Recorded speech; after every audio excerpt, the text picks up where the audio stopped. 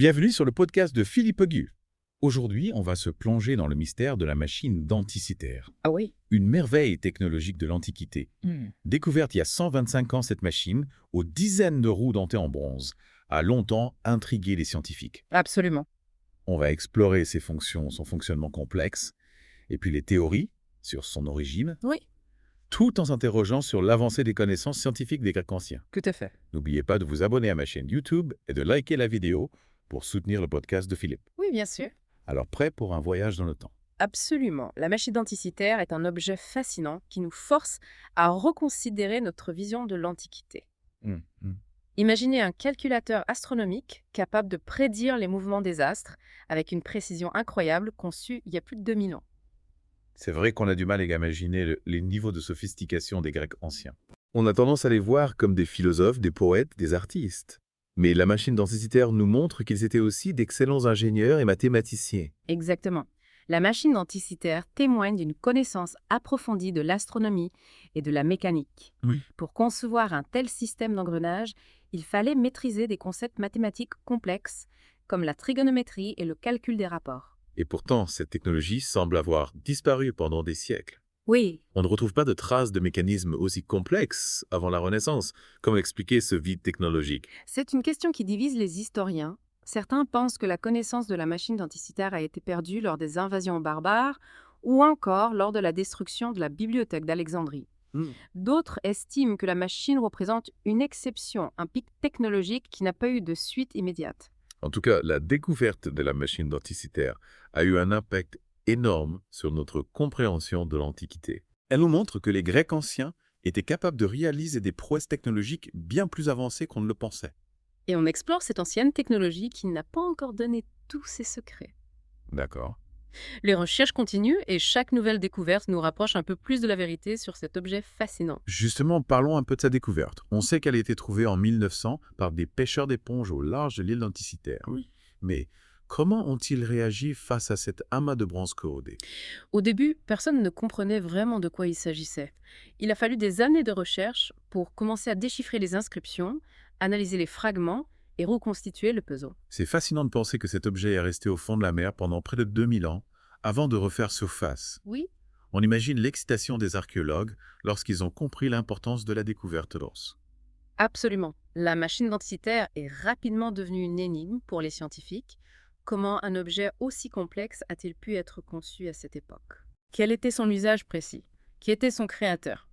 Autant de questions qui ont passionné les chercheurs depuis plus d'un siècle. Et on va essayer d'y répondre ensemble aujourd'hui en plongeant dans les secrets de la machine denticitaire. Avec plaisir. On a évoqué les fonctions de la machine denticitaire, Oui. mais j'avoue que j'ai encore du mal à visualiser comment tout cela fonctionnait concrètement.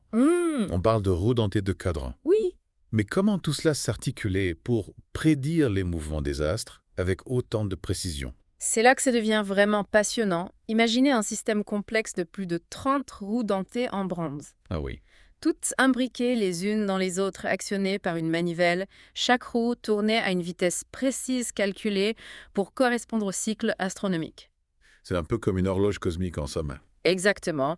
Sauf que cette horloge ne se contentait pas de mesurer le temps. Elle permettait de visualiser les mouvements du Soleil, de la Lune, des 5 planètes connues à l'époque. Et même de prédire les éclipses.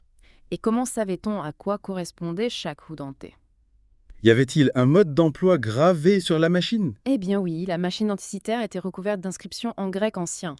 Ces inscriptions qu'on a pu déchiffrer petit à petit grâce aux technologies modernes nous donnent des indications précieuses sur le fonctionnement de la machine. C'est incroyable, on dirait que les Grecs anciens ont voulu nous laisser un guide pour comprendre leur invention. Ce qui est fascinant, c'est que ces inscriptions ne se contentent pas de décrire le fonctionnement de la machine. Elles évoquent aussi des concepts astronomiques complexes, comme le cycle de Méton et le cycle de Saros. Le cycle de Méton, c'est bien ce cycle de 19 ans qui permet de faire correspondre les phases de la Lune avec le calendrier solaire et Sopen. Tout à fait. Et la machine denticitaire était capable de calculer ce cycle avec une précision étonnante grâce à un système d'engrenage spécifique. Imaginez le niveau de connaissances mathématiques nécessaire pour concevoir un tel mécanisme. Et le cycle de Saros, il servait à quoi au juste? Le cycle de Saros d'environ 18 ans permet de prédire les éclipses de Soleil et de Lune. D'accord. La machine denticitaire était capable d'indiquer la date et l'heure de ces éclipses avec une précision remarquable pour l'époque. On peut imaginer l'impact que cela devait avoir sur les populations de l'Antiquité. Pouvoir prédire ces phénomènes célestes devait donner un sentiment de pouvoir incroyable aux astronomes et aux astrologues de l'époque. Sans aucun doute, et n'oublions pas que la machine permettait également de calculer les positions des planètes visibles à l'œil nu. Oui. Mercure, Vénus, Mars, Jupiter et Saturne. Hmm. On a découvert récemment qu'elle pouvait même calculer des cycles planétaires beaucoup plus longs comme le cycle de 462 ans pour Vénus et de 462 ans pour Saturne. Des cycles de plusieurs siècles. Stupéfiant. On est loin de l'image qu'on se fait parfois des connaissances scientifiques de l'Antiquité. Effectivement, la machine anticythère nous oblige à revoir nos préjugés. Elle témoigne d'une maîtrise exceptionnelle de l'astronomie et de la mécanique. Les Grecs anciens étaient des observateurs attentifs du ciel, et ils avaient développé des modèles mathématiques sophistiqués pour comprendre les mouvements des astres. Et pourtant, malgré ces avancées technologiques, la machine anticythère semble être restée unique en son genre. Comment expliquer ce paradoxe? Pourquoi cette technologie n'a-t-elle pas connu un développement plus large à l'époque? C'est une question qui reste en suspens. Il est possible que la fabrication de la machine anticythère est extrêmement coûteuse et complexe, la réservant à une élite.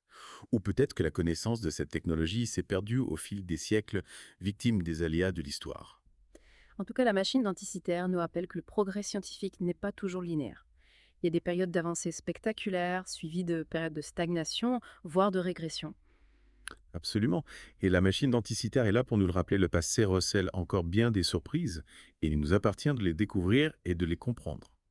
Justement, parlons un peu des personnes qui ont permis de révéler les secrets de la machine anticythère. Oui, on imagine que de nombreux chercheurs ont consacré leur vie à étudier cet objet fascinant. Oui, de nombreux scientifiques ont contribué à la recherche sur la machine d'anticythère. Depuis sa découverte, l'un des pionniers, Albert Röhm, a été le premier à comprendre qu'il s'agissait d'un calculateur astronomique dès 1902. Et il y a eu aussi Derek de Sola Price qui a consacré une grande partie de sa carrière à étudier la machine d'anticythère. Exactement.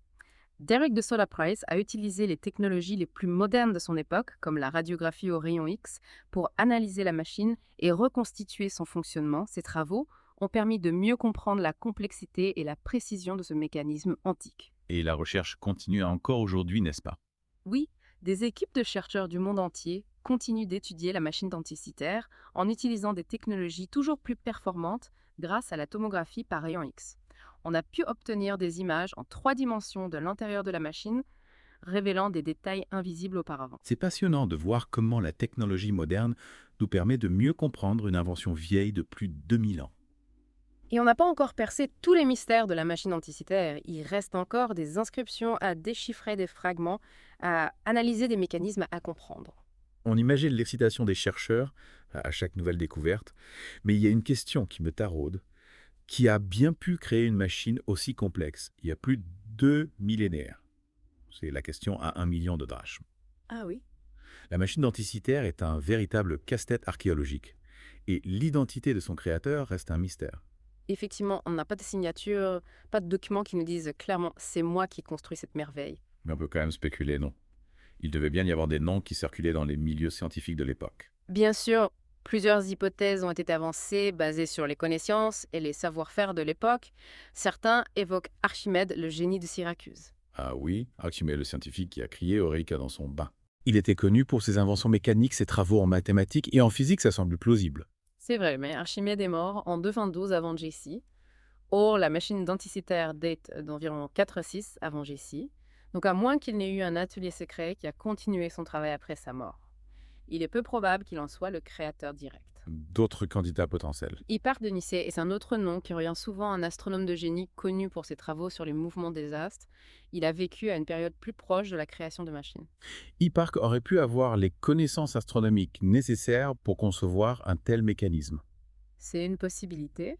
Et puis, il y a Posidonion de Rhodes, un philosophe et astronome qui dirigeait une école sur l'île de Rhodes, un centre important de savoir à l'époque. Rhodes, on sait que l'île était réputée pour ses ateliers de mécanique de précision. Exactement.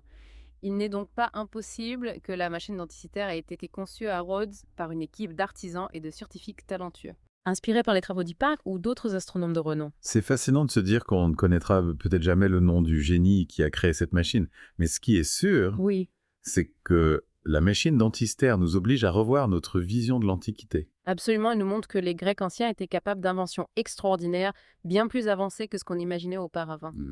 Et elle nous rappelle que le progrès scientifique n'est pas toujours linéaire. Il peut y avoir des bonds en avant spectaculaires suivis de périodes de stagnation, voire de régression. C'est une leçon d'humilité face aux réalisations de nos ancêtres. On se rend compte qu'on a encore beaucoup à apprendre du passé. Tout à fait. La machine denticitaire est un témoignage précieux de l'ingéniosité humaine. Elle nous invite à rester curieux, à explorer, à chercher à comprendre le monde qui nous entoure. Merci beaucoup pour toutes ces explications passionnantes. J'espère que nos auditeurs ont apprécié ce voyage dans le temps à la découverte de la machine denticitaire. Moi aussi, c'était un plaisir de partager ma passion pour cet objet fascinant. Et n'oubliez pas de vous abonner à la chaîne YouTube du podcast de Philippe et de liker la vidéo si vous avez aimé cet épisode. On se retrouve bientôt pour une nouvelle plongée dans l'histoire.